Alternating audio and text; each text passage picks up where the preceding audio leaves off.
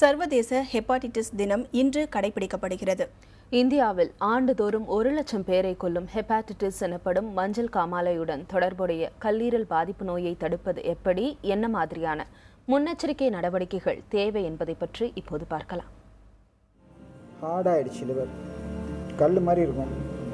Liver எப்போவுமே சாஃப்டாக இருக்கும், இது தொட்டால் கல் மாதிரி இருக்கும். இது சுத்தமாக வீணாக போச்சு. மனித உடல் இயக்கத்திற்கு உறுதுணையாய் இருக்கும் முக்கிய உறுப்புகளில் கல்லீரலும் ஒன்று.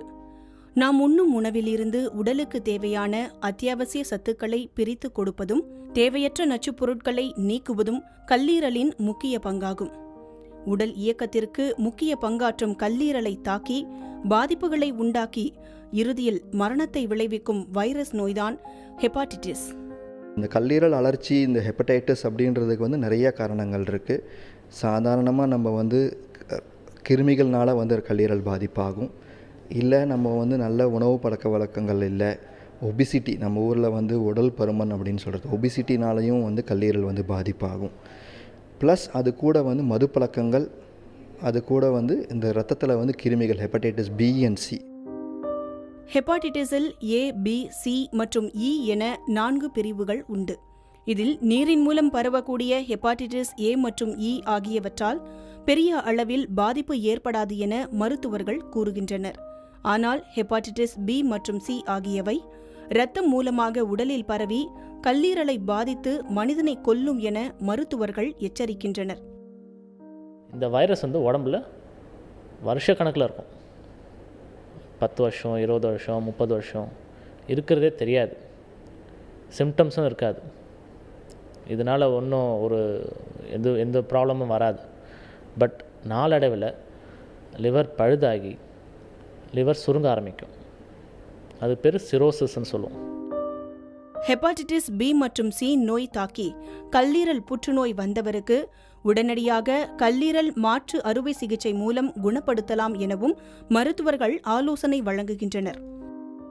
ஒருத்தங்களுக்கு ஹெப்படைட்டிஸ் பி இருக்குன்னே அவங்களுக்கு தெரியல. அட்வான்ஸ் ஸ்டேஜுக்கு வந்துச்சுன்னா அவங்களுக்கு சிரோசிஸ்ன்னு ஒரு வியாதி வந்துடும். அந்த சிரோசிஸ்ன்னு வியாதி வந்துச்சுன்னா மஞ்சக்காமாலை அதிகமாயிரும். அது என்ன ட்ரீட்மெண்ட் பண்ணாலும் குறையாது.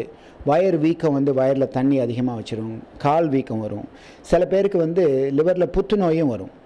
இந்த மாதிரி வந்ததுன்னா ஒரே சான்ஸ் என்ன, புற்றுநோயும் ஏர்லியாக டயக்னோஸ் பண்ணணும்.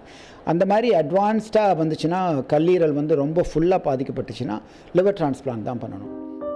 இந்தியாவில் 105% பேர் ஹெப்பாட்டிட்டிஸ் பி நோயினால் பாதிக்கப்பட்டிருப்பதாகவும் ஆண்டுதோறும் 1 லட்சம் பேர் இந்த நோயினால் உயிரிழப்பதாகவும் புள்ளி விவரங்கள் தெரிவிக்கின்றன.